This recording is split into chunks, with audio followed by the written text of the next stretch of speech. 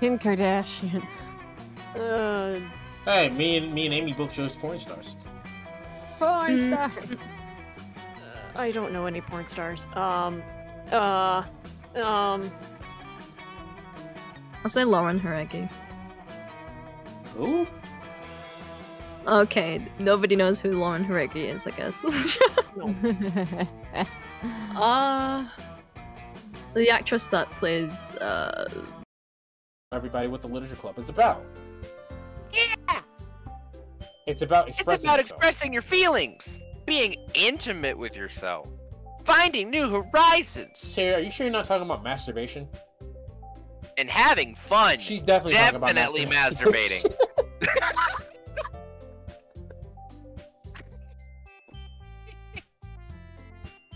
Oh my god.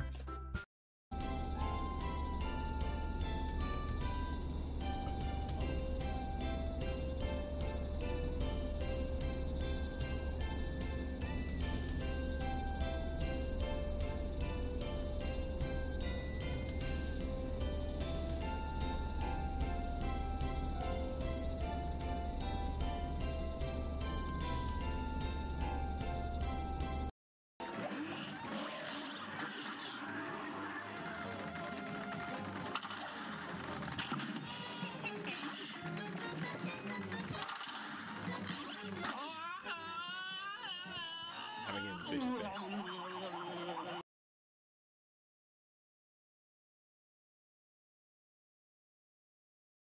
All right. Hold on, let me get Magic. Magic has to be here for the intro too. Hello? Hi. Oh my god. I don't know how loud she was for you guys, but she was loud for me. Well, let's get the intro in. What up, everybody? It's your boy, the Infinite Dragon here. This is the part where you introduce yourself too. Oh, hi, this is Magic. Sorry, I got a ginger candy in my mouth, but hi. We do this show together. And welcome This is back. our second episode of it. Yes, welcome back to Hyperfixation Station.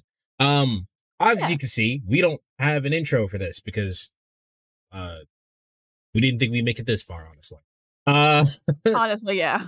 But as of right now, as of today, the previous episode, the one that I did about Shadow the Hedgehog, the first episode, is now a members only viewing for YouTube. So if you want to view that, you have to be a member only. Which is I only made it like $1 because paywalls are stupid. Plus, so somebody has $1, right? So you have $1. Yeah. It's currently not worth it to watch right now, but like, because that's the only members only video, but you know, we'll get there over time. But today's Magic's turn. Magic, what are you up to? What are we doing? Today I am giving a PowerPoint presentation to explain to you and everyone else why Sanji is my favorite Straw Hat and why he doesn't suck and he's not just a gag character. Okay. So already speaking, I almost just said your government name. Already speaking, Magic's internet is a little fucky, so every once in a while, they may cut out. I'm hearing them too, so I'll ask them to repeat themselves. If for whatever reason, if any of the clips happen, they will send it to me, and I will play it physically on my end. But we are doing this all from a Discord call, so it is what it is. I apologize for any for any technical difficulties in your viewing pleasure, but still messed up internet. Yes. Yeah, go ahead. Yes, still messed up internet. What we think is happening, because we live in an apartment building that's supposed to be for college students, the school year just started, so everyone's probably using the internet all at the same time when classes get out now. So it's probably really tanking our internet, whereas before we didn't have a bunch of students living here and getting on the internet to do assignments and stuff all the time. Batra has already asked a question. We will actually probably get to that during the presentation. So We 100% will. let me go ahead and pull up her side of things, and we'll get to go. Probably Magical's name is in the title. They will start streaming as soon as they don't have shitty internet. As soon as I don't have shitty internet. I'm so used to sharing my screen. I almost just hit share my screen. Yep. Nope, Also, quick disclaimer. My the exit full screen button is really close to my other window. So if I accidentally click a YouTube video off in the distance, that's what happened. All right. As for me, my experience with One Piece so far is that I started reading it in college. And then I stopped because we had a very obnoxious person that was super into One Piece talking to us. Oh, by the way, I'm so sorry. I'm going to interrupt for like a quick second. He found me. Why? I have an account. I have a Twitter account just dedicated to posting about Baldur's Gate 3. It doesn't have my name on it. It doesn't even have magic on it. It doesn't have this name on it. Not my real name, not my username, nothing. And the guy who we knew in college who liked One Piece, who was super annoying and also slightly mildly sexually harassed me a little bit, found me and it was all the way me. it was all the way sexual harassment. Also, huh? He found me and followed my Baldur's Gate 3 account somehow. I don't know how he found me, but I blocked him immediately. Good. I'm not having any of that. Yeah, no, he was not cool. He was the same person that showed me a picture of a black person in the manga he was reading.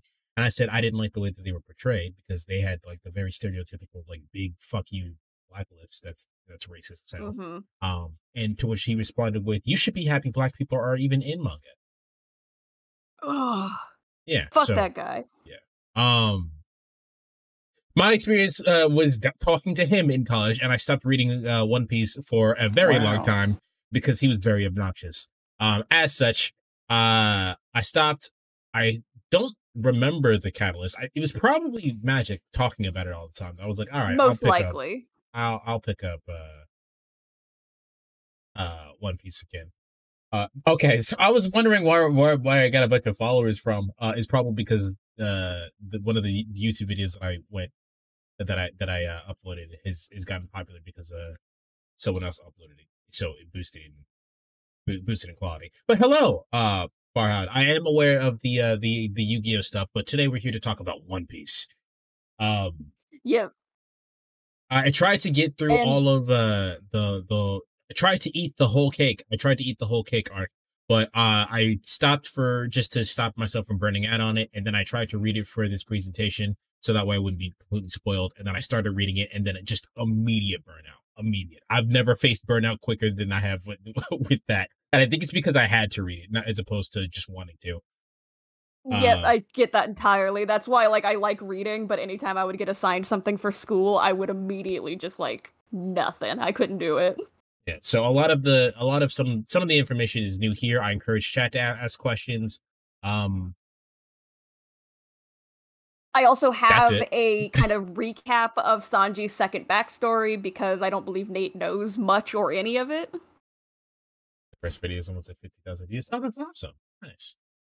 All my videos are going on to all the stream bots are going on to YouTube. So hit the like button. Even if you're already here in Twitch chat, make sure you hit the VOD and hit the like button on that. It helps other people see it. So make sure you do that. And here's your opportunity now, dear viewer. Hit the like button. Subscribe for more content. Like, comment, and survive. Especially you should especially subscribe if you want to see more Hyperfixation Station, which is what us talking about our hyperfixations at the moment.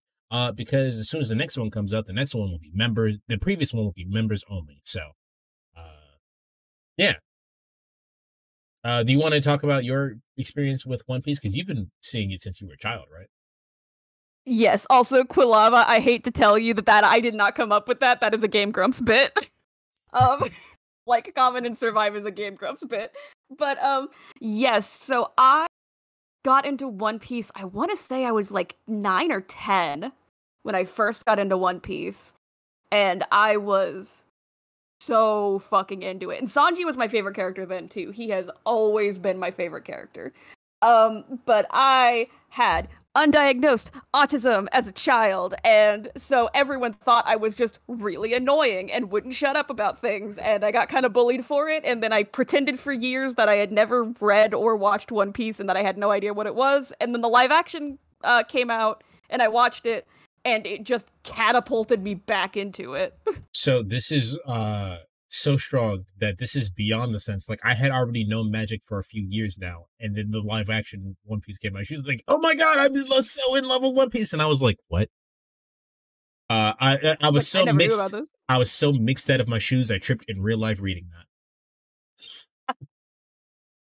Name a villain besides Kaido and Luffy fought that Sanji didn't fight. I'm assuming that this is like Sanji's awful. That was Sanji's awful. Basically, yeah.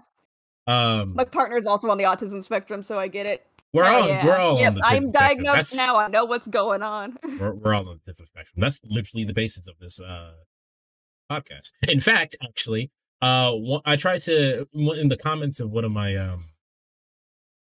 in the comments of the last podcast, I was trying to like interact with people as much as I could, and someone like had a deferring stance on something, and I was trying to, like, we were having a conversation about it, and they just posted like a decent sized wall. My brain just would not read it. The ADHD kicked in hard. I'm like, I'm sorry, man. You got it. Whatever point you kind of make, you can have it. I can't read this. Really can't. I'm sorry. I'm siding with you. It's like that one picture that's like, I'm not reading all that, but good for you. Or right. I'm sorry. Or I'm sorry. Yeah. Like, I didn't want to do that, but because we were actually having a decent, like, actual conversation, but like, I just could not read it. You should join the Discord. I'm not in it that often, but I don't even have a Discord for my streaming. My Discord for streaming is just being in Nate's Discord occasionally. Looks like the bot isn't on. Laney's also having internet issues, but there you go. There's one to the Discord.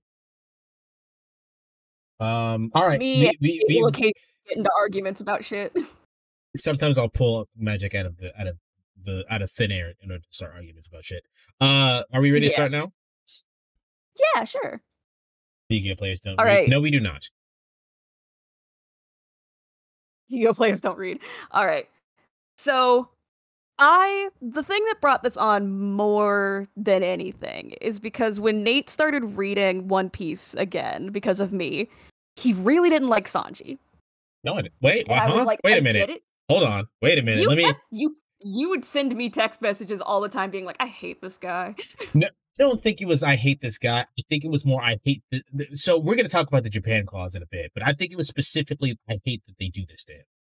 Specifically, yes, like, okay. Oh, this is happening and I hate this.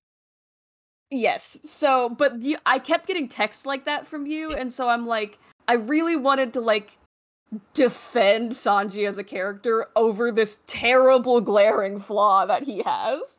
So that is a lot of this, is a lot of, like, my personal analysis of him. Also, as someone who does a lot of character analysis, I've been in a lot of fandoms with big casts of characters, and I like to, like, break down and analyze characters. Usually characters people don't like. If you have ever played the Danganronpa games, my favorite character in all of them is Tsumugi Shirogane, and she is one of the most hated characters in the entire series. So, wait, which one is that? I can't remember. The blue-haired cosplayer girl from the third game. Oh, yeah. For some reason, I want to call her Angela. I don't know why. Maybe it's because Angie is also in that game. Probably. But all right, so this is my analysis and defense of Sanji, why he is my favorite Straw Hat. Oh. So who is Blackleg Sanji here is a bit of a recap of his second backstory for anyone who doesn't know it, but especially Nate. So, Sanji, born Vinsmoke Sanji, was the third prince of the Vinsmoke family and one of 4 quadruplets, which you see there. Their father, Vinsmoke Judge, was the king of the kingdom of Jerma, as well as a tyrant and a warmonger, and expected his children to serve the kingdom as soldiers as early as about age 5, which is where the screenshot is from. Hell yeah, child soldiers. You know Good a story job. is good if there's child soldiers. Shout out Metal Gear fans. Anywhere. Judge is also, however, a scientist, and to ensure his children would be exactly how he wanted them to be, he had them all experimented on while still in utero, in an attempt to breed the perfect emotionless super soldiers. Oh, neat. This worked on all but one of them, and Sanji's the one it didn't work on. is, unlike his siblings, was an extremely emotional child. He would cry when upset, felt fear, cared deeply for animals, which was taken advantage of quite a bit, and wanted to learn to cook over learning how to fight. He also lacked the physical capabilities of his siblings, having a skin that could be damaged and a body that could be exhausted. His siblings were born with essentially an exoskeleton, so they cannot be bruised or damaged. They can, you could have just said like they were robots. anime characters. They dent like robots. That's weird. Like their bones and like bodies will like dent, and they just like buff out the dents instead of like being damaged. And he was basically a completely average child in comparison, no matter what experiments Judge attempted, because he did attempt like to run tests on Sanji again after he was born to figure out like what the fuck's wrong with him. And it's just like he's just a normal person is the problem. Because of this, Judge deemed Sanji a failure and thus allowed and encouraged his brothers to bully him for fun, which quickly turned into his brothers routinely beating him as a hobby, leaving him frequently injured. This is already very similar to the backstory of fucking Cloud Strife. Cloud Strife. Yeah, this is very similar. There's a few differences, but it's similar enough for me to draw that comparison. Hello, Nairo. I don't actually know anything about Final Fantasy. Hello, Sanji. Uwu. Yes, Sanji. I love Sanji. This is my essay on why Sanji is great, and I love him. While his older sister often took part in the verbal bullying, she never hit him and would usually find him later to patch up his wounds. And also, I want to note here that his older sister, Reiju, didn't want to bully him. She likes him, like, genuinely as an older sister, but she didn't want to become a target. Yeah, so essentially, she participated in the bullying to not be bullied herself. Yeah, that's standard, like, it's literally herd mentality, but like herd mentality is literally like a thing for survival. Like you don't in a group situation, you don't want to be the odd one out because the odd one out is going to get everybody fucking killed. Exactly. Thank you for the affiliate anniversary wishes. Thank you, B-Man. How you doing?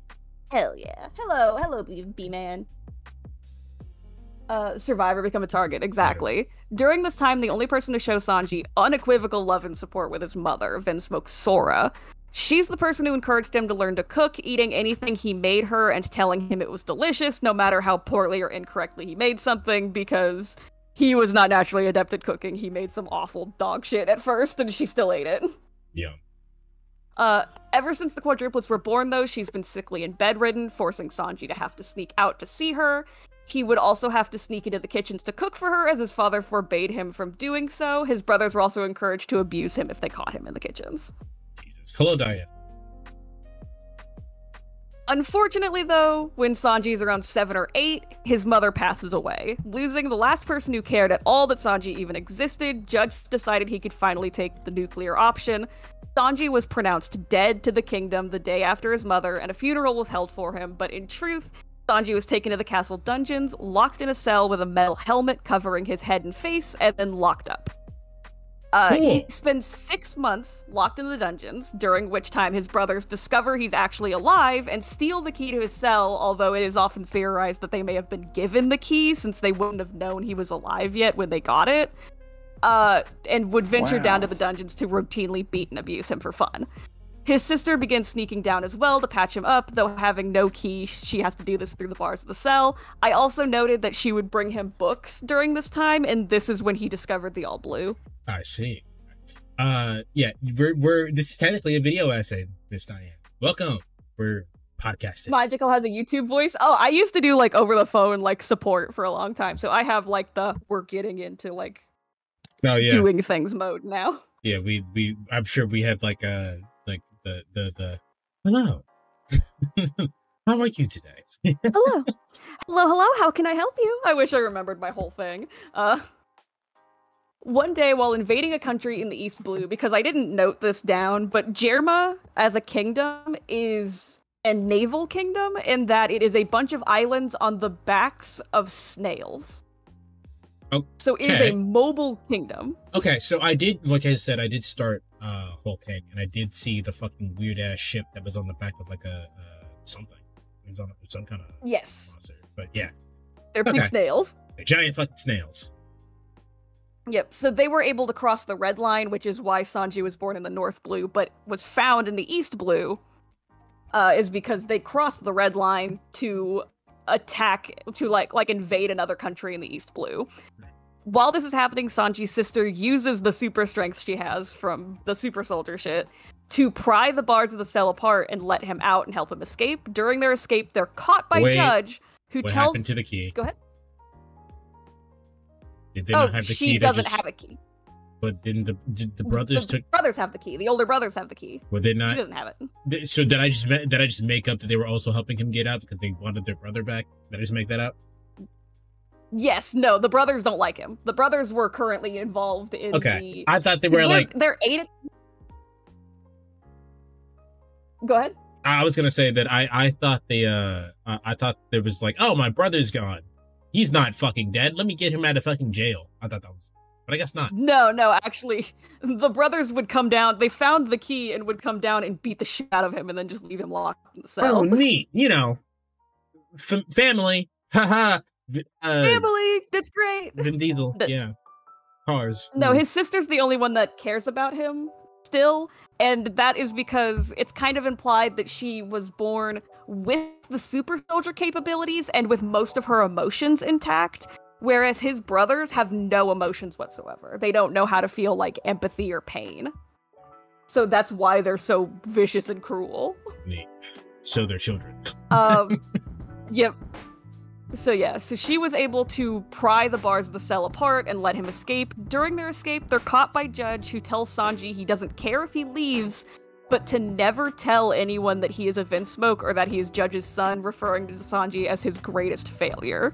He says, like, don't let anyone discover my greatest failure, which is basically, don't tell anyone you're related to me. His sister brings him out to the docks, and they share a tearful goodbye before she physically pushes him away, telling him to hide out on one of the supply ships. The ship is the same one Sanji works on as a galley cook, until that ship is attacked by Zeph's crew when Sanji is 10, and the rest of that story you know. Yes. Which is, the pirates invade, they get stuck on the rock, Zeph eats his leg, they make the Baratier. So basically, up to this point, can be recapped as Sanji was abused until Sanji was very escaped. abused. Yes. And the only people that were nice to her were women. So, this is me, the anatomy of gag humor in One Piece. This is me analyzing how humor is displayed in One Piece. Alright, before you get into this, I'd like to talk about the Japan clause. Yes, alright. Alright, so the Japan clause is what I refer to as anything that under normal circumstances is morally incorrect, but because it came out of Japan, it's fine. By fine, I put that in quotation marks. Such as the 1,000-year-old waifu that actually looks like she's 7. That's just a weird Japanism, because that's like the actual explanation of that is that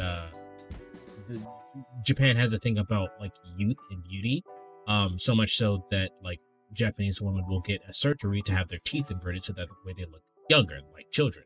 Oh, I didn't know about that. I hate that. Surprise.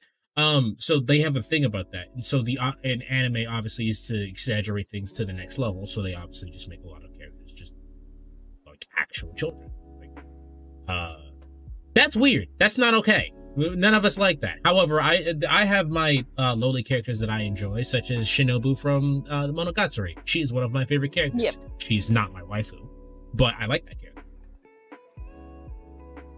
So the Japan clause is literally just, this is fucking weird, but it's okay because it came out of Japan. It's okay for me to like this because this came out of Japan.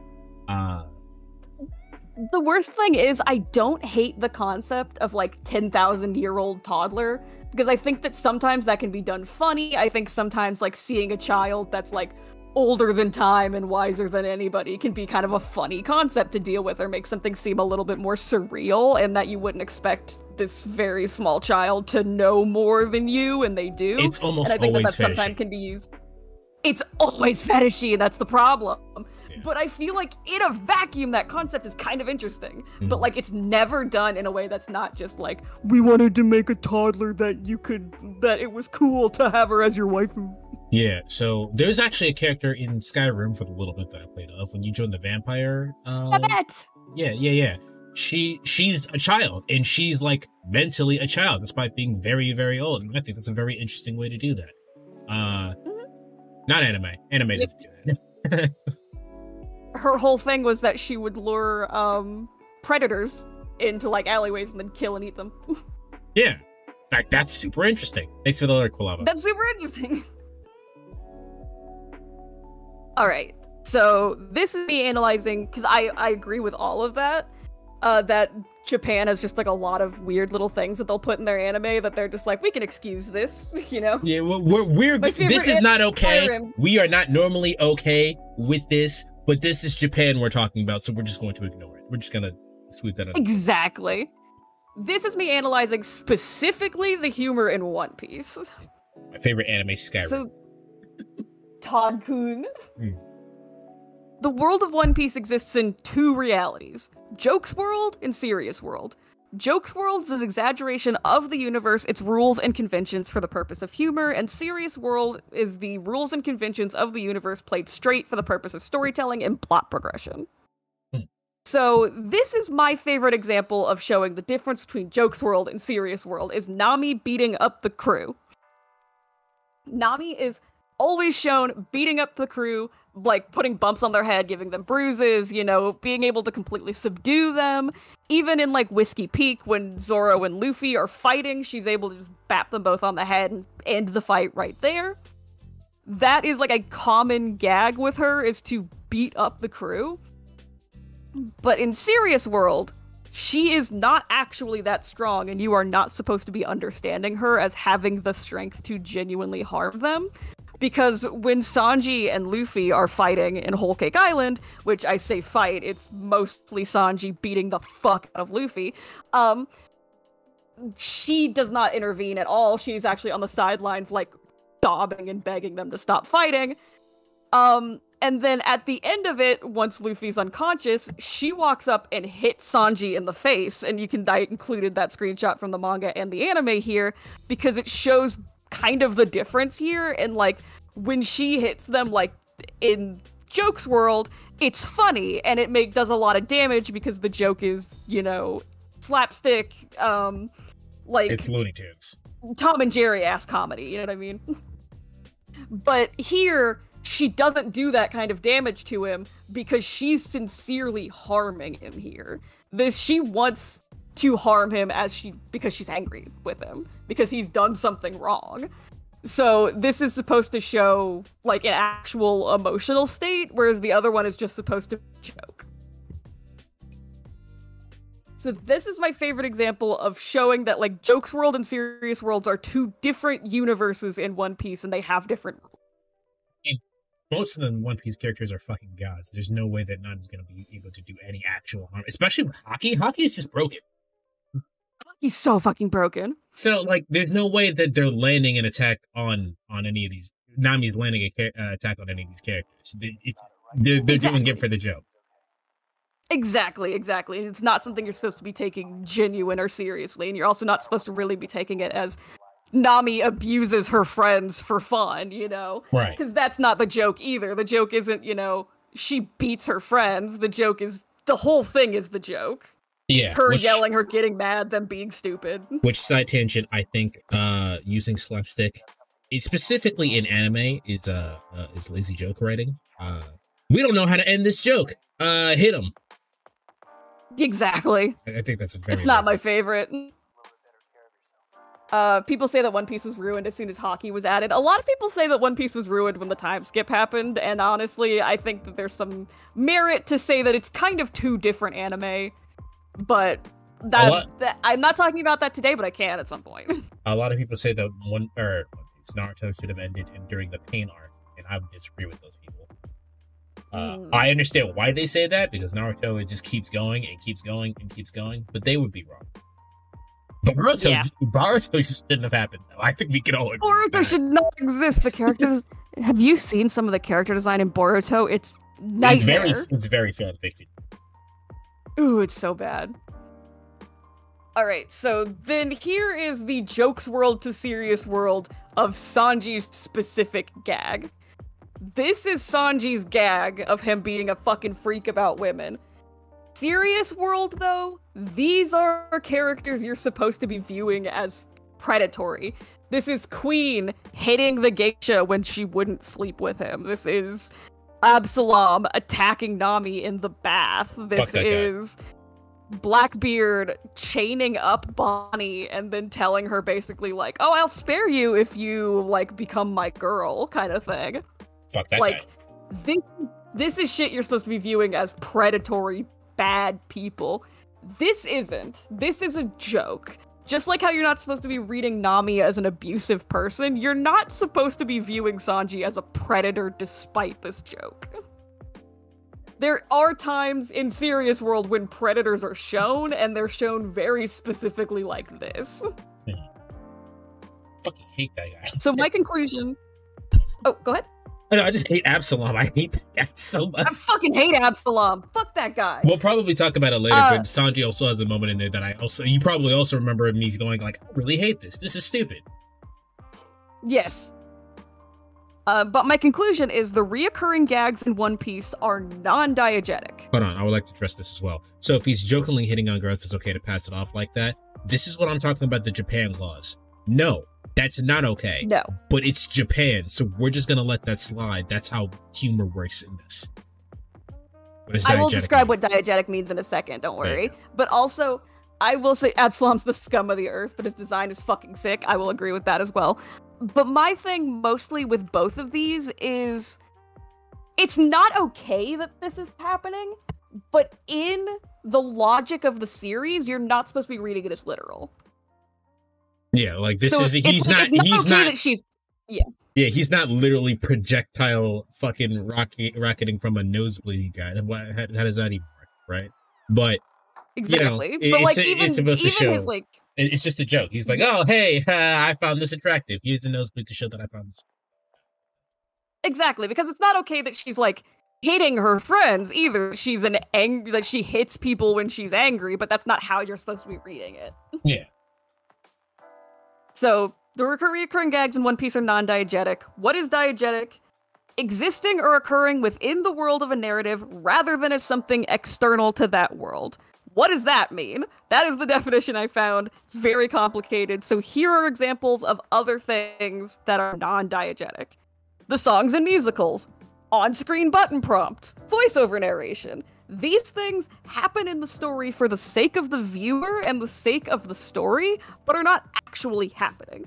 Zac Efron, like Troy Bolton, was not actually running across the field and singing. It's very funny that you use an example of Yakuza for the button prompts, because Yakuza has like a reoccurring joke in which Kiryu, our protagonist, up until a certain point, literally just kills people, but in the context of the world of Yakuza, he's never killed anyone.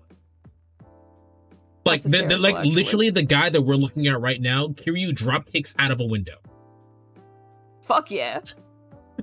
I think his head later gets run over by a truck, and he just comes back. Me checking out Hercules' panties when I stream. I'd never do that in real life.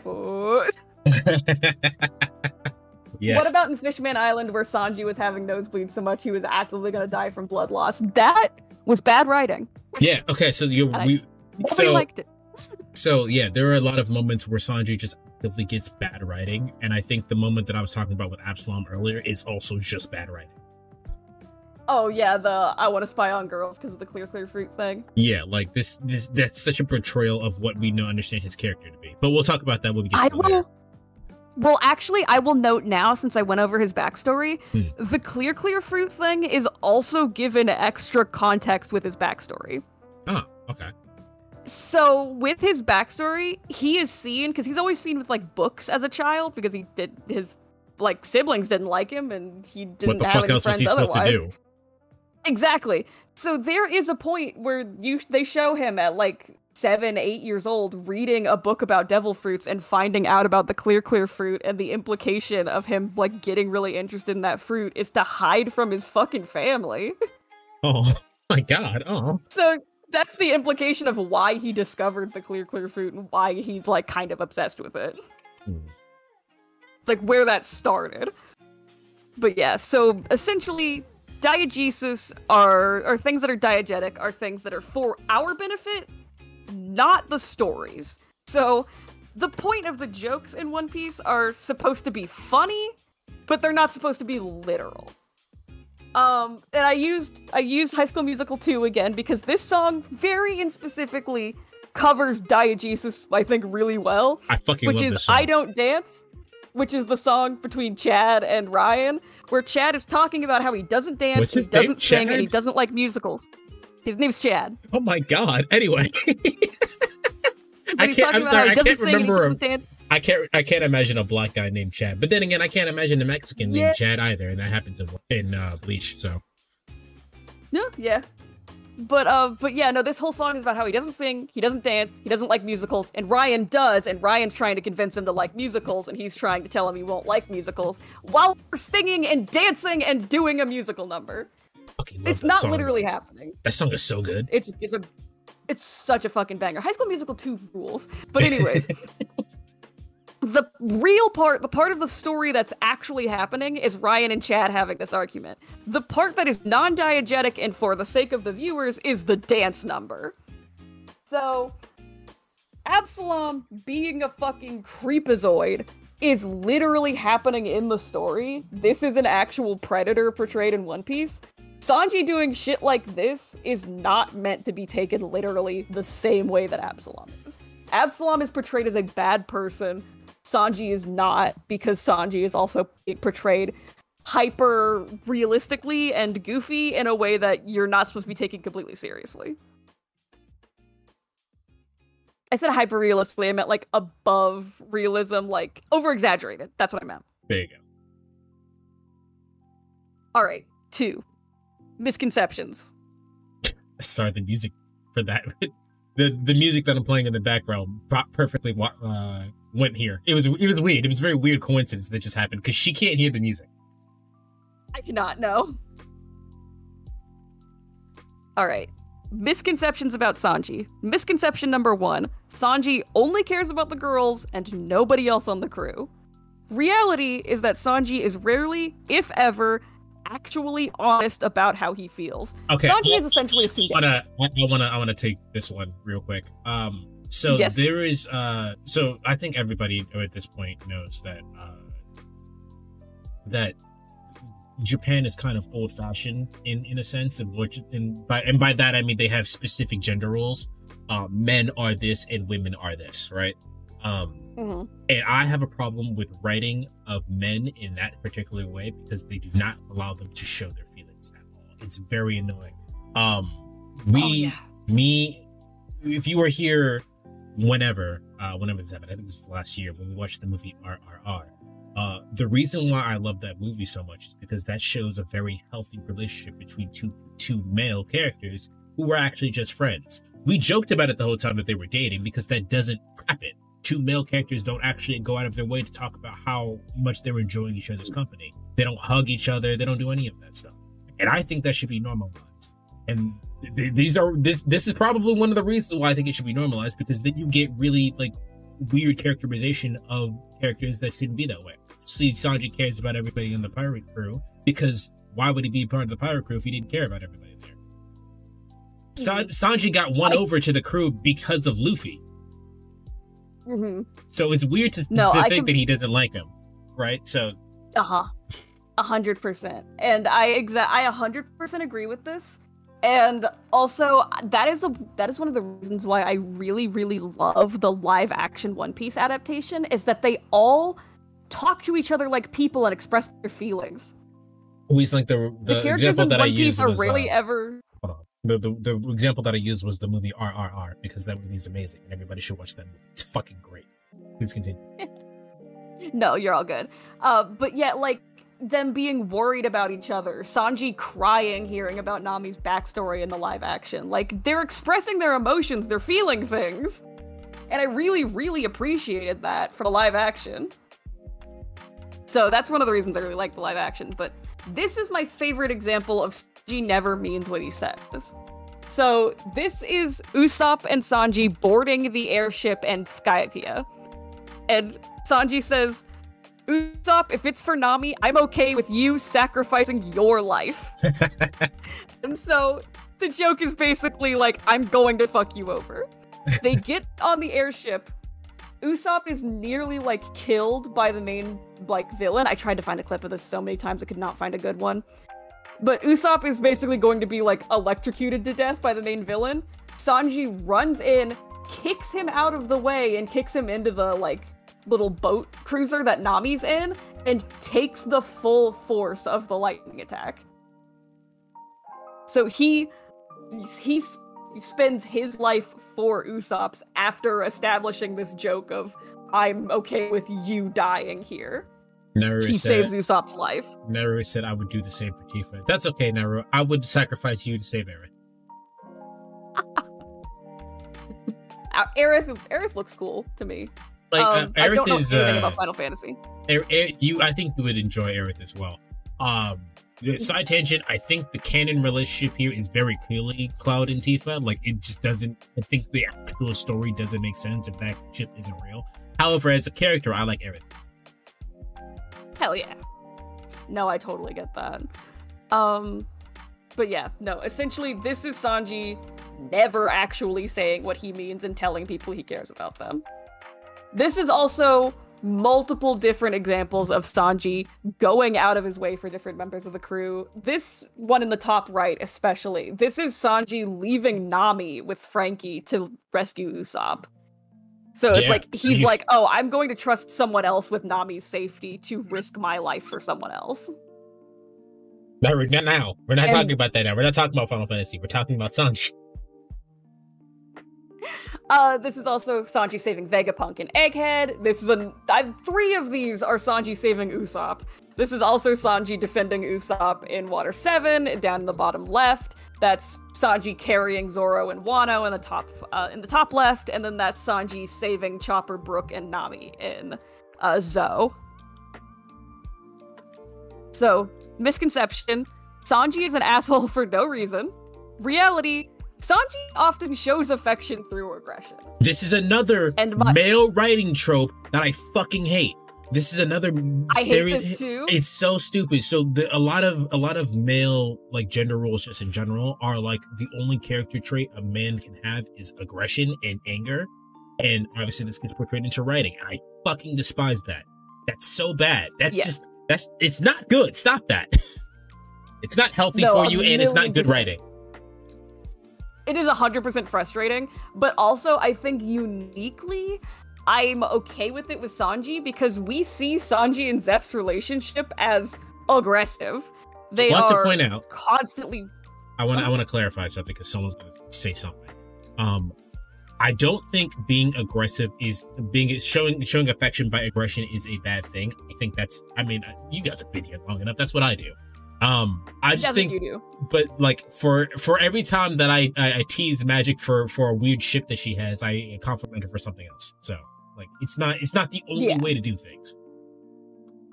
Like you should be able to do that and also talk about your actual feelings. Exactly.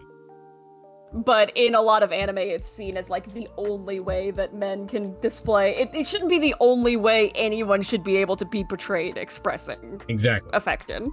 Essentially is what you're saying. But with Sanji, his and Zeph's relationship is adversarial almost. They are constantly fighting, constantly bickering, calling each other names.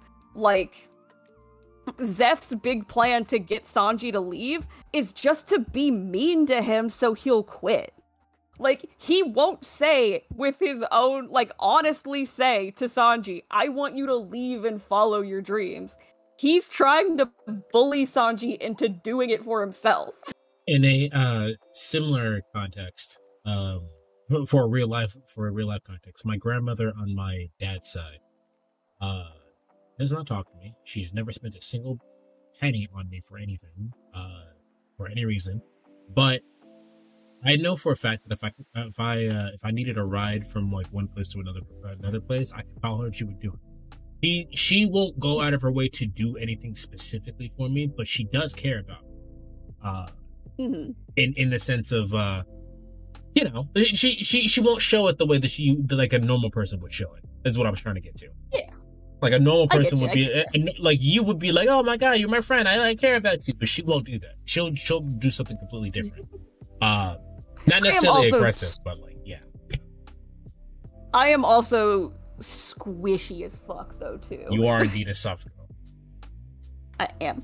Also, fun fact, in the future, Sanji styles either his mustache or his beard after Zeph's mustache. Yep, his beard. And the 60-year-old Sanji design has his beard braided like Zeph's mustache. And also, I would like to note that the 40-year-old Sanji design looks a lot like his mom. So if you look at his mom and then look at the 40-year-old Sanji design, he looks a lot like her. It's very sweet. But, again, despite how adversarial they are, like, they care about each other a lot, to the point where they're one of, like, the sweetest, like, parental relationships in the series, because you know they care about each other. Like, and respect each other, and, like, they very much, like, mirror each other in a lot of ways. So, this is basically Sanji's through line for affection, is being raised by Zeph, who will not talk about his own feelings. Yeah, I guess that's a good point. Like, the only way he's ever been shown affection in terms of, like, the majority of his life at this point is through aggression, so it makes sense. Mm-hmm. And also, he can't just be genuinely nice when he wants to be, and these are a lot of little moments of him being sweet, reassuring people. This scene with Chopper in the bottom left is one of my favorite scenes in the entire series. Is yeah, that guy's a freak. Exactly, because we've established that that's what Chopper's insecure about, is that Chopper thinks he's a monster, thinks he's a freak. And then when he sees Luffy use his powers while defending him, while saving them, he's like, what is he? And Sanji says, he's a monster, because monsters can be good guys, is essentially what he's saying. He's like, it's not that you're not a freak, it's that being a freak isn't bad. And so it's one of my favorite little moments. And one of the reasons I love Sanji so much, it's one of my favorite moments of his specifically. But then these are just a lot of other little moments of him making food for everybody, like making snacks, helping Toko and Wano. Just all these little moments of him being sweet, because they're very subdued and in the background, but they're also moments of his that I really like. Also, I would like to point out this one of them. What'd you say? I was gonna say that there's a gift that Magic likes to use in the Discord, in which Chopper runs up to Sanji and grabs his leg, like, you know, because small child, and Sanji just like rubs his head. He's so no, Sanji's like being like nice to little kids is always so sweet. Toko, yes, I love Toko. But I'd also like to point out this one in the very middle where they're all cheering, but Zoro puts his leg up in the air to cheer, and I think it's very funny. He just sticks my leggy up real far. I could not be bothered to get up and raise my hand. This is good enough. Alright. Misconception. Sanji flirts because he wants to bang. Reality, Sanji flirts with no goal of expecting anything back. I can also explain this one because I do the same thing. I flirt because I think flirting is fun. I flirt at Lucky, actually, in chat. I flirt with Lucky all the time. I'm not interested in dudes. I just think flirting is fun. Exactly. And all of his fantasies always look like shit like this. He's always, like, going on a picnic with Black Maria, or he's, like, on a white horse, like, rescuing Robin like a princess, you know? His fantasies are always goofy, innocent shit. Which, I also included this to point out that Brook gets more action than Sanji does. Brook is honestly implied to have fucked these mermaids. It's crazy. Brook has taken them to the bone zone. Literally, no. Brook is the one that's fucking. Also, this is to point out that girls actually genuinely like Sanji. Like, he's so fucking annoying in Fishman Island. The mermaids love him. The mermaids love and adore him. They were obsessed with him. And then, of course, there's the girls in Whiskey Peak. There's Some and Wano. There's Pudding from Whole Cake Island. There's Viola from Dressrosa, who all genuinely like Sanji. Sanji also does most things with no expectation of receiving anything in return, which I would like to have anybody who watches or reads One Piece, the next time you do, and there's like a feast or Sanji cooking for people, pay attention Sanji never eats with the rest of the crew. He is always serving everybody and then standing off to the side. He is like never eating with everybody. The only time I can think of... I'm not going to diminish your point, but you could actually argue that because he's tasting the food, he never actually needs to eat because he's eating the whole time. That is extremely valid. People have also pointed out that cigarettes are appetite suppressants, so it's very possible that he is just inadvertently suppressing his need to eat, smoking a bunch. The episode where Sanji's teaching the Marine kid hat cook is so good. I'm not sure which one what you're referring to, but I'm sure Magic does. Yes, I do. That one's not canon, but it's a very sweet episode. Oh, that's why I don't know, because I read the manga. So yeah, it's not in the manga, but it is a cute episode. And then, final misconception, Zoro and Sanji hate each other. Reality, Zoro and Sanji trust each other implicitly. This is one of those things that we were talking about before, in which men can only show that they like other men by fighting. It's fine most of the time. But, like, they obviously don't hate each other. Like, what the fuck? They obviously don't hate each other, but that is a big misconception. People still believe that they don't like each other. But we're putting a pin in that, we're addressing that later. It gets its own section later. So, this next section is specifically on Sanji's past and present, and how his past affects how he behaves currently for two very specific reasons. Rare good Sanji fit. Rare good Sanji fit. Love and self-sacrifice. Sanji frequently sacrifices his own needs and safety to protect others, at time displaying little to no prioritization of his own well-being. He will almost always put others above himself. Here is my little list of all of his sacrifices, his major sacrifices, which is him throwing Luffy and Nami off of the, sled in Drum Island, him getting electrocuted in Skypiea, him taking on the government train alone in Water 7, him trying to take Kuma... It was so badass. Him taking Kuma's deal in Thriller Bark, and him going to Whole Cake Island alone in Whole Cake Island. So these are all... He has a habit of sacrificing himself for others. The first proper act of kindness outside of his family, his mother and sister, that anybody showed Sanji was an intense and life-altering act of self-sacrifice. To Sanji, self-sacrifice is an act of love. The first time anyone did anything for him without expecting anything back that wasn't his mother or his sister was Zeph cutting off his leg. And even though he doesn't know it until years later, it's worth noting that Sanji's entire existence and his ability to feel emotions and be human is a result of self-sacrifice on the part of his mother, a sacrifice which later takes her life. The reason his mother is so sick for his whole childhood is because she drank poison while pregnant with them in an attempt to counteract the effects of the shit that Judge had done to them. And she tried to save all those kids from being turned into emotionless soldiers, and the only one it worked on was Sanji. So she is sick and dying the entire time. That's Sanji's entire childhood. And because she saved Sanji from becoming a monster, essentially.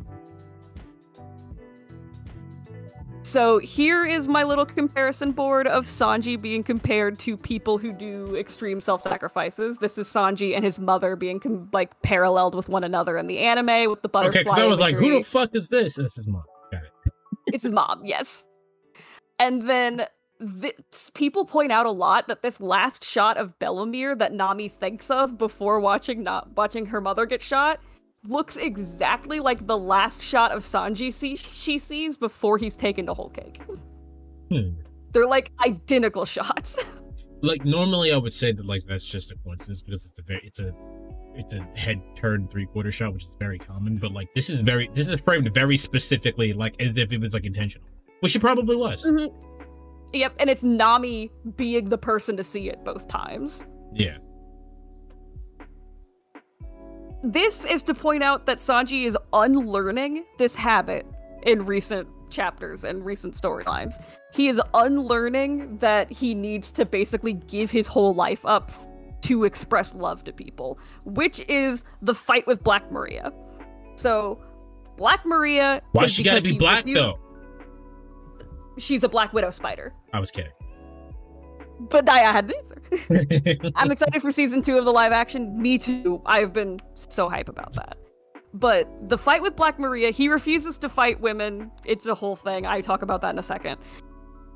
But they're fighting him and they're going to kill him, and they keep telling him, like, we'll kill you if you don't call Robin for help, because they want to kidnap Robin to use her for her ability to read poneglyphs. So he calls Robin for help. He doesn't just let himself get beat to shit for her sake. He calls her for help because he knows she can handle it. He knows if he hands Robin over to Black Maria, that Robin will kick Black Maria's fucking ass. He trusts her enough to do that. So yeah, this is her coming in to rescue him when he decides that, like, oh, I don't need to sacrifice my life. I can fucking call for help. On top of the fact that Sanji doesn't hit women, so he probably was not going to win that fight anyway. No, 100%. That's why he's not fighting at all. He's tied up here too. Yeah. But it also, Robin is extremely appreciative of it. She says, thanks for relying on me for help. I really appreciate that. And then when Black Maria makes a comment about how he gave her up and sacrificed her, she says, you don't need to know what it means that Sanji relied on me for help. Like, she understands the significance of being relied on by him. And then I included this little moment from Eni's lobby where he says, I'll do whatever you can't do, and you do whatever I can't do. Which is the advice that he gives to Usopp during Eni's lobby, which is kind of this scene here. It's him taking his own advice. He can't do this, so she can, and he can rely on her for that. Complete side tangent. I miss I miss Robin's old design. Her hair was better before. I miss the goth girl bangs so much! It was better. It was better before. It was better before. If he fights a woman, then Zeph's gonna instant transmission to his current location and cut his dick off. That is literally what I'm going to talk about right now. Sanji and gender. We're addressing Sanji's weird ideas about gender. Do I think his views are correct? Obviously not. Do I think some of it's interesting to analyze? Yeah, kind of. First and foremost, Sanji's treatment of women is initially instilled in him by Zeph, who has his own personal backwards views on gender. This is also the first time that Zeph refers to himself as Sanji's parent, which is significant because the last thing Judge told him was to never tell anyone that he was his father. So this is someone not related to him electing to be known as his parent, which is being said in the same breath as never hit a woman or I'll cut your balls off. So it is a very significant moment for Sanji. Hold on, I just read this panel. Don't hit him. I'll cut your balls off and then I'll kill myself. Jesus Christ. Yes. That is the moment. God damn. Zeph's fucking weird. He was very serious about that. He was serious about that, which I also would like to point out. The reason he hit Sanji in the head for this, and he's got the little knots on his head, which means that it's happening in funny world and not literal world, the reason he hits him in the head for that is because he says something about never hit a woman, and Sanji says, why not? You hit us. Can't you just hit a woman the same way you hit us? And that's Zeph telling him, no, you can never hurt a woman. So, despite how he acts, Sanji takes what Zeph says extremely seriously. Zeph was the one that taught him to not fight with his hands, and is the reason Sanji chooses to save his family from Big Mom's assassination attempt despite how fucking terrible they are.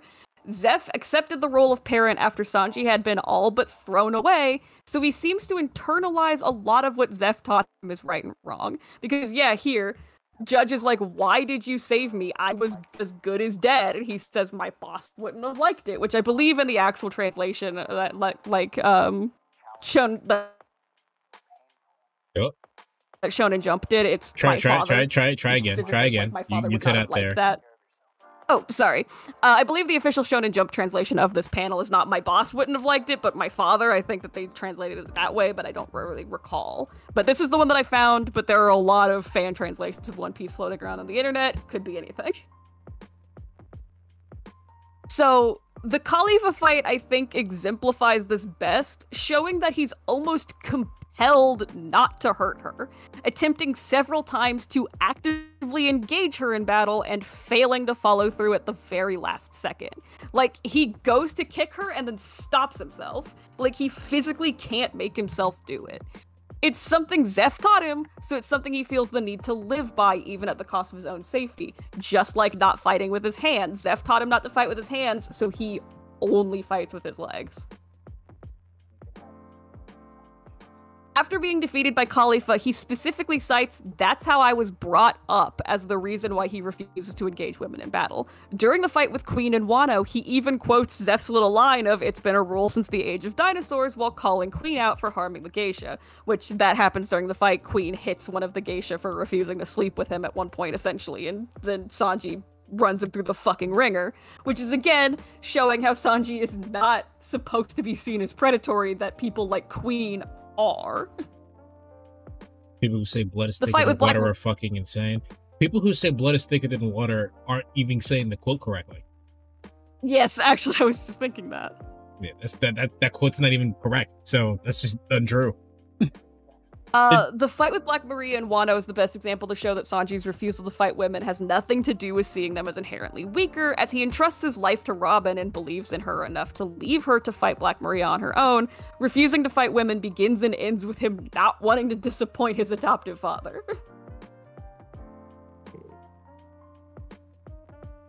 It's also often theorized in the fandom that Sanji's preferential treatment of women stems from his relationship with his mother and older sister as a child. For the first 8 years of his life, the only people who showed him any level of kindness were girls and women, and the abuse levied at him by his brothers and father, being his primary male interaction during that time, is also likely the cause of his frequent disdain and mistrust of other men. I included a lot of these moments of him trusting Viola despite the fact that she attacked him, of saving Sheeves despite her being an enemy, and of him telling Chopper to forgive the woman's lies. Okay, this is one of the things why I texted you, and I was like, don't teach my little man this! Some women are trifling as fuck. But yeah, no, I understood. I wanted to point out that that this is just a bad take on Sanji's part. Not that Sanji's a bad character because he has this take. No, I totally get what you mean. Okay. But also, moments like this are often attributed to his relationship with his sister. She has to stand back and watch Sanji be hurt to protect herself, even laughing at him in front of them, but she always came back to patch him up, and in the end even set him free. He forgives Robin in Water 7 and Viola in Dressrosa without question, because he believes there's more to their lies and betrayal, because there was with Reijus. So this is essentially him kind of attributing that experience to these other women that he, like, has had interactions with, is that he believes that there's more to it because there was with his sister. Alright. Can someone give me a TLDR of the last 3 minutes? I got ads. Oh, sorry. I was just gonna, like, type it in chat. You got it. Go ahead. Okay, this is the Zoro and Sanji section that's going to be starting here, but does anyone have anything to say about the last couple of things that I said? Sanji likes women, but not because he's horny. That's kind of sums it up pretty well, yeah. The wings of the Pirate King. Disclaimer! While I do ship Zoro and Sanji, everything in this upcoming segment is addressed completely separate of that opinion. This is mostly for me. Yes. When I later in this segment say things like Sanji loves Zoro, I am speaking strictly of Nakama, friendship, family love. A lot of these can also double as reasons I do ship them, which is true. A lot of these reasons are why I ship them. But for the purposes of this report, I will not be arguing any romantic implications in any of these scenes. When I speak of love, it is only crew. I do not promise to not make fun of you for it. Go for it. So, but only I'm allowed to do that. If I see any of you fuckers in the comments doing it, ban immediately.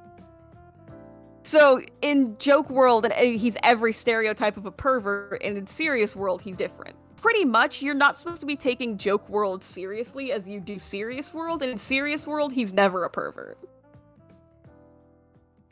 So, These are from the official One Piece magazine. The official One Piece magazine had like a whole special for like the Wings of the Pirate King that was about Zoro and Sanji specifically. So it included these little like snippets of analyzing parts of their personalities. So for Zoro, it is, for one reason or another, he seems to worry about Sanji, which is this moment from Zo where he is super, super fucking angry about the fact that Sanji left. Because he's worried about him, essentially, is the breakdown of that scene. The reason he's pissed the entirety of Zo after Sanji leaves is because he's worried about him. His trust in his skills as a cook, which does point out that Sanji did feed him razor blades canonically, but the reason is because Zoro asked to be fed razor blades. They're men. This is the poor man writing that I was talking about. Yes. And Sanji is a man. Zoro falls into a lot of those tropes, which is why we have a separate conversation about this one day. There was a fucking murder. In which I say I don't think Zoro is a complex character, and I think Magic disagrees with me on that. And I say that with the idea of I don't think Zoro is a complex character, and I don't think that's a bad thing. I don't think he needs to be complex. I think he's more complicated than you notice, because I think it's a lot subtler with Zoro. But also, Sanji is a man worth competing with, but I don't know why they phrased it like that, because what they're pointing out is when they get to Zo, like, Usopp's worried, like, someone even says something about someone dying, so he's worried that, like, the people of, like, on Zo may have killed the crew, like, Usopp's freaking out because he's Usopp, and Zoro's just like, Sanji's with them, so they're obviously fine. So, he trusts Sanji basically implicitly with the crew. Sanji values Zoro's ambition over his own life, which is essentially breaking down the Thriller Bark sacrifice as Sanji views Zoro's dream of being the greatest swordsman in the world, like, as more important than his own life. He's willing to die for Zoro's dream. Is aware when Zoro fights at his life's expense, so Sanji also, this happens quite a few times, that he notices when Zoro's, like, overextending himself in battle. Like, he pays attention to that shit and notices when Zoro's, like, hey, he's, like, doing too much, kind of. What do you mean? Nothing happened. Yeah. He entrusts even the girls to him with confidence, which is another, like, parallel to this one, which is where he leaves Tashigi with Zoro, and when they ask, like, is she gonna be okay with that swordsman? And he says, he's actually softer than you think. So... Oh. This is a clip. Alright, Clip hold here. on. Finally have clips. Hold on. Alright, at your leisure. What'd you say? At your leisure. Oh, okie doke. So this, I wanted to include this because in Water 7, I think especially, Zoro and Sanji are the most, like, team parents they ever are in the series. Like, they argue the least amount in Water 7 because they can't, really. Because there's so much bad shit going on. Robin disappears, Usopp leaves, so they're very cooperative. But I wanted to include this little moment because I think that this is just very much encapsulates their actual friendship versus the manly tsundere-ness that they uphold. That they actually care about one another. Hey, he's like, hey, boss head, you worried about me? Man, fuck you. Don't nobody even like you. Why are you here? I wish I could get the English dub clips put in for this because I love the way they translate a lot of these scenes. Like, the way they translated this one is, Sanji says something along the lines of, I didn't know you cared that much, and Zoro just yells, I hope they kill you! Which is it's so pulling your pigtails. I love it. Oh, shit. No, go to the next slide. Oh, my fucking god! I have the same issue. Okay. Thriller Bark. We're talking about the two biggest Zoro Sanji moments. First is Thriller Bark.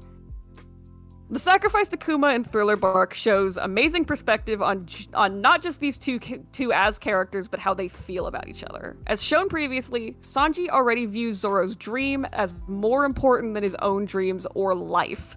I feel like here is where the difference in their reasons behind their sacrifices shines through. Zoro only gives himself up for sacrifice when he's run out of options, doing whatever he can to save his captain, even if that means dying.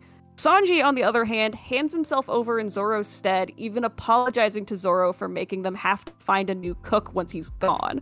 Zoro sees this as a last resort effort to save their captain, and Sanji sees his own death as something that will be a minor inconvenience in comparison. Sanji once again attempts to sacrifice himself for others, what we've established is a self-destructive love language, and in this time, Zoro refuses to let him. In a way, this is Zoro telling Sanji that he cares about him the same way.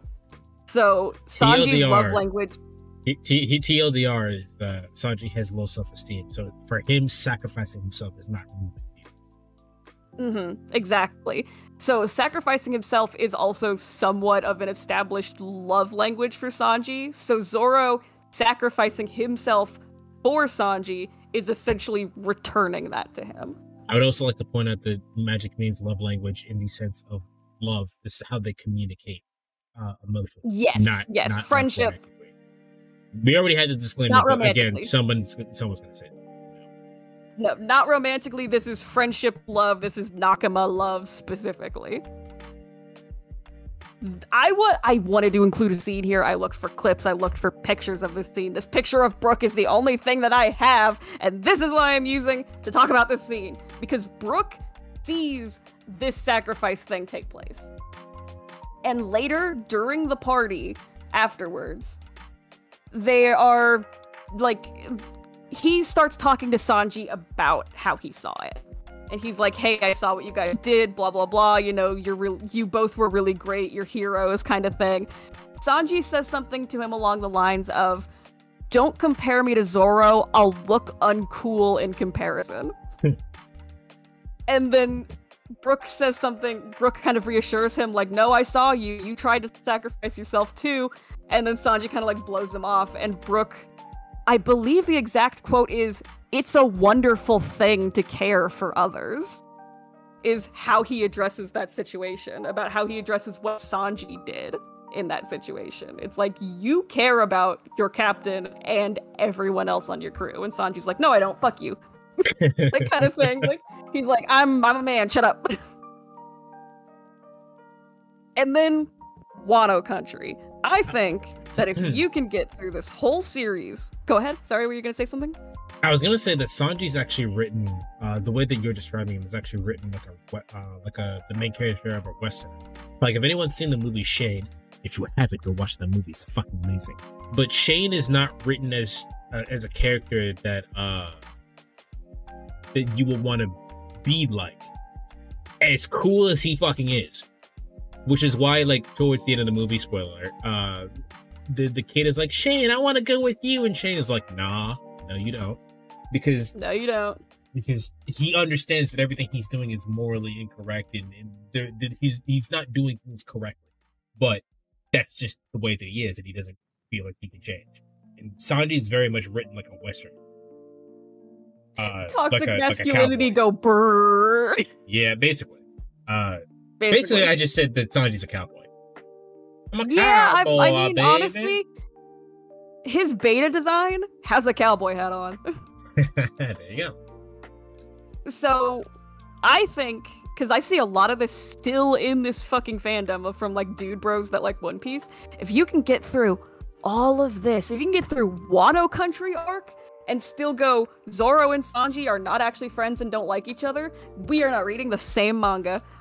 Because I am about to break down all the shit that happens in Wano Country. I know that Thriller Bark is, like, the moment for, like, Zoro and Sanji as characters and their relationships to each other. Wano Country is so... they're best friends. Like... Wait, which one was Zoro and Thriller Bark? Sanji meeting... What'd you say? Which one was Thriller Bark? Thriller Bark was where they get Brook. Wasn't the moment the fucking Foxy Pirates? Yes. That's a good moment for them too.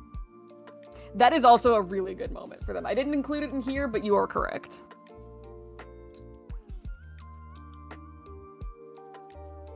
Zoro and Sanji meeting separately, running in to save Toko from execution, is the first time they've seen each other since they split up in Dressrosa, which means last Zoro knew Sanji had abandoned them. Despite this, and some light bickering because they're them, they still immediately know how to fight together again, and Zoro even trusts Sanji to take Toko to safety when the fighting gets intense. Zoro has spent most of Wano up until this point with Toko and Hiyori. So he has spent a lot of time with this little pink-haired girl, and when they're all about to, like, be killed, essentially, he hands Toko to Sanji and is like, get her to safety. When nearly killed by Kaido, Zoro is entrusted to Sanji's care, who bandages him up like a fucking corn dog. Like, that's how he does it. Despite this, and knowing he was likely to do a bad job, Zoro didn't even try to fight it. Like, when he wakes up while he's being bandaged, he's just like, do you know how to do this? And Sanji's like, no. And then they're like, alright. To be fair, you could say that about Zoro at any point, really. Honestly, yeah. But Zoro even feels comfortable enough to fall asleep while Sanji's carrying him, plus using him like a fucking baseball bat. Which he does. He's running through a hallway full of enemies, holding Zoro wrapped up like a corn dog like this, and swinging him like a bat at people. And Zoro's just fucking asleep. Sanji fucked up his bandages and is actively using his body as a weapon, and Zoro is relaxed enough to sleep. Zoro's just built. He's built different. I wanted to include this moment because this is one of my favorite moments in all of Wano. So I want to specifically point out definitely too. Getting copyright struck, so we're going to talk over this. Yeah. Okay. So I will actually then hit play then and then start talking about my point. All right. Turn the volume. So this clip is Zoro and Sanji fighting Queen and King. King and Queen are essentially Kaido's Zoro and Sanji. They are Kaido's wings. So they are his, like, left and right hand man. King is a swordsman and meant to parallel Zoro. Queen. So this whole scene is essentially they fight and they care about each other. It's the comparison for King and Queen, and that King and Queen cannot work together. From what I'm hearing, it's also like a dark mirror where like they're literally fighting their parallel. Yeah, exactly. Yeah.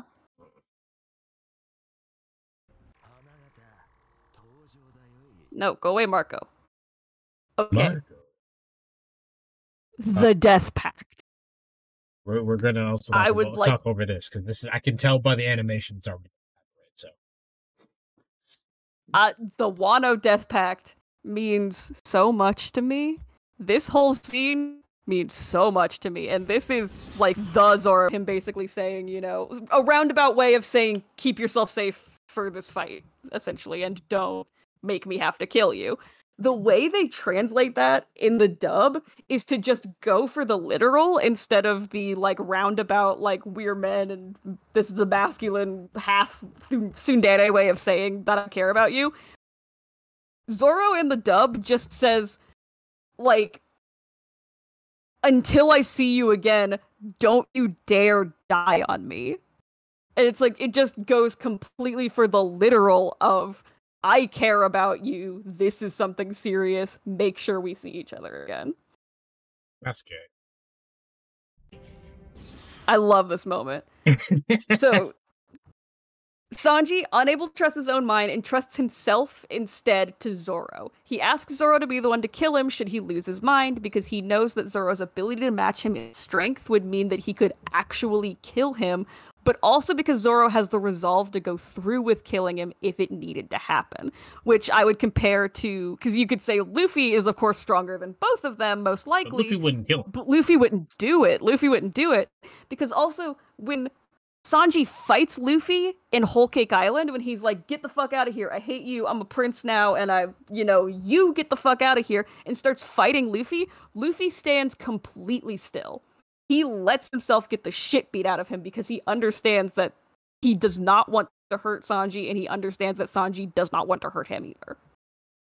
You talking about that made me want to do a whole entire PowerPoint presentation on why Whitebeard is a fucking gangster. Anyway. Hell yeah. Whitebeard is so cool. Whitebeard's so fucking cool. But To entrust Zoro with his death is to also trust Zoro to make the hard decisions to keep the crew safe. He trusts Zoro to make the difficult decisions to keep the people that they both care about safe.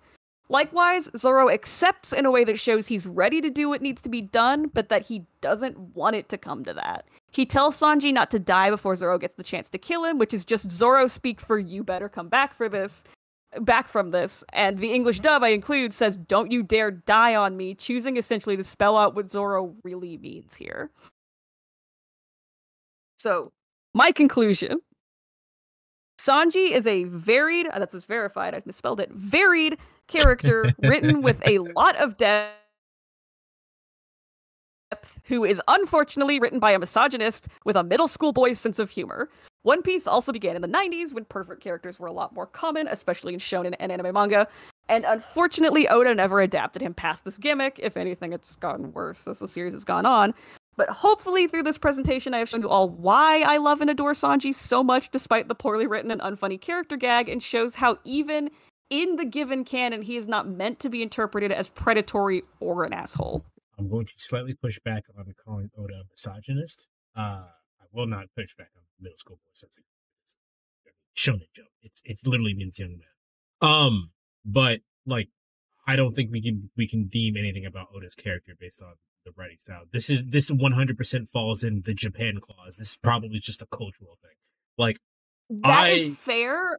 The reason I called him oh, go ahead. Yeah, the reason why I'm saying that specifically is because I'm pretty positive Akira Toriyama does not give one way up, down about anyone's gender roles or anything, but he sucks at writing women, and you can tell.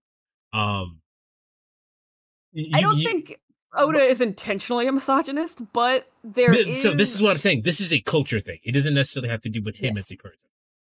I think this is what I was talking about earlier when there's like Japan, it's old fashioned in that there's still specific gender roles in which men act like this and women act like this. And I think that's a problem culturally speaking. It does not necessarily have to do with this character. My main example for calling Oda a misogynist is that somebody asks him, "How do you draw such beautiful women?" And he says, "Oh yeah, women are just 3 circles and an X." And so he draws 3 circles and makes the 2 circles on the bottom the boobs, and then draws an X, and the X is supposed to be their waistline, and then you draw a woman over top of that. So, what it just sounded like to me is that he can't draw women. That's what that sounded like. He doesn't know how to draw women. It's so bad, man. It's like, oh my god. Because if someone like our age like said that to you, you'd be like, you just don't know how to draw women. Yeah. But we're done. No, Any questions, comments, and concerns? And final thoughts? I want to start watching One Piece again, but now I'm afraid I'm going to see all the flaws of the anime and wish for a better adaptation. Honestly, get into the manga. The Shonen Jump app is... I have not had any issues with the manga so far, aside from the fact that the Virgin not being fan trained. The Shonen Jump app is only $2 a month, and you get all of One Piece. You can read all of it. Our boy Blackleg Sanji, I love my boy Blackleg Sanji. He means the absolute world to me. And I wish he didn't have this terrible character gag that made it so hard to talk about loving him. But this was me talking about loving him. We really need to push back on the fucking Japan clause. Like, there's some of this shit just should not fly, like, at all. It shouldn't anymore, especially. Like, I was talking about, literally earlier today in the Discord that I was watching, it's technically a parody of a harem anime. The 100 Girlfriends That Really, Really Love You? Yeah. It's, some of the moments are like, it's literally like, we're gonna watch a harem anime, but speed run all the character tropes. So we have tsundere, we have the horny one, we have the shy cute one, like all of that, right? And I was talking about how one of the girls is literally just a child. Yep. And I was like, it confused me because they already did this sort of like cutesy, like young kind of character trope with the shy cute one. Like, and they did it correctly. They did it if she just seems young, but she doesn't young. She's very clearly like mentally all there. She's just really shy. But then they completely forgo all of that with bad character writing, which I shouldn't be it shouldn't have mixed me as bad as it did. And I'll explain why it did in 2 seconds. But it shouldn't have mixed me as bad as it did because it's literally a parody. So of course they're gonna do the parody of that trope, right? But I'm gonna close this. Yeah, okay. But the reason why it bothered me is because it didn't need to be what it was, because the character in question is a character that's actually older than our protagonist, right? She like looks older. She like you can very tell like at first glance you can very clearly tell that she's an older character. And then when you see them again, they are a child and they are talking about wearing a diaper. Oh. Yeah. And then Is that the scientist girl that like turns into a baby? Yeah. Yeah. Yeah, so the deal with that was that like her entire thing is that she was older, that she failed at science and trying to make an immortality thing that's now pushed to be a child forever. However, the protagonist doesn't know that when he comes back to see her again. He sees her that at first as the adult woman or the older woman, I should say. And then again as the child. And as far as he can tell, that's a child. And he goes, "Wow, this child's really cute." And you're like, what's happening right now? I don't I need an adult. Japan? And then the fucking weird shit happens, and it's weird, and it shouldn't be a thing, and I don't like it. No, it shouldn't keep happening, and I don't understand why it keeps happening. Why do we keep letting Japan get away with this? I'm ashamed to say I do like the design of the girl you're talking about. I am somewhat of a fan. It's a good gremlin. It's a good design. Her adult design is also very good. She's the worst.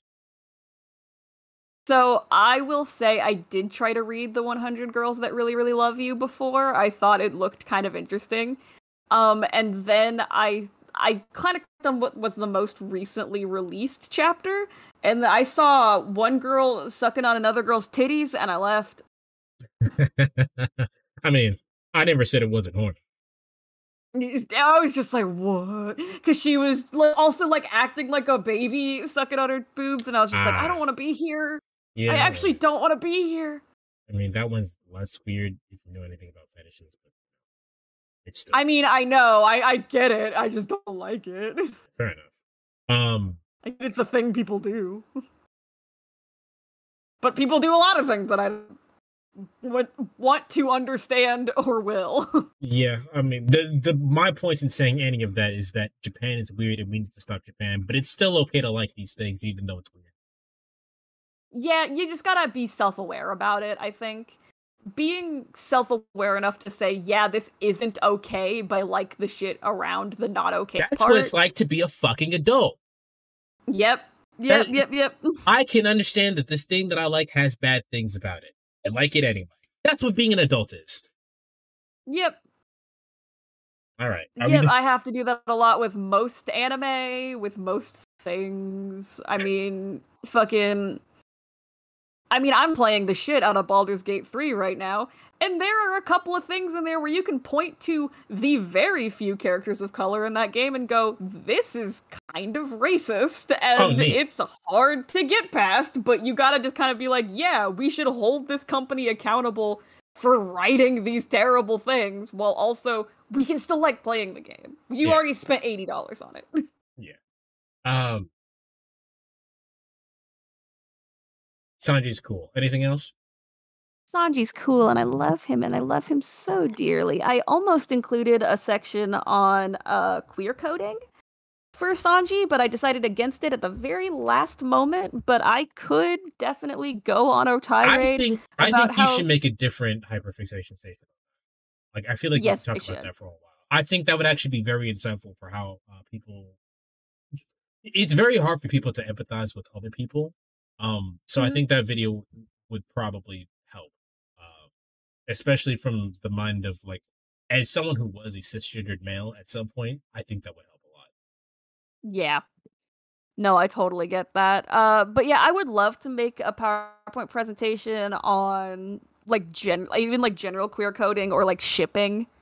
Like if you wanted to know like what I find, interesting about shipping, what I find interesting about the things that I do ship that you think are like kind of out there, 100% could write about that. 100% right now, fucking write set like a 10,000 word college rule essay on the fucking wizard from Baldur's Gate 3. I'm obsessed with that fucker. I mean, if you have the passion to do it right now, you should do it now. So that way you won't have to wait. You don't have to stress yourself out about it later. Honestly, I could, yeah. Yeah. I should, and just keep it like in my back pocket for the next time it's my turn. Yeah. I have to summon all of my motivation to write this thing about said Sanji, to write this thing about Kaiba. Kaiba's so fucking cool, man. Hell yeah. Like, he's one of the only... I'll talk about it more in depth when we get to it, but Kaiba's like one of the only characters where I'm like, you know what? He's actually right. Yeah. He's actually right.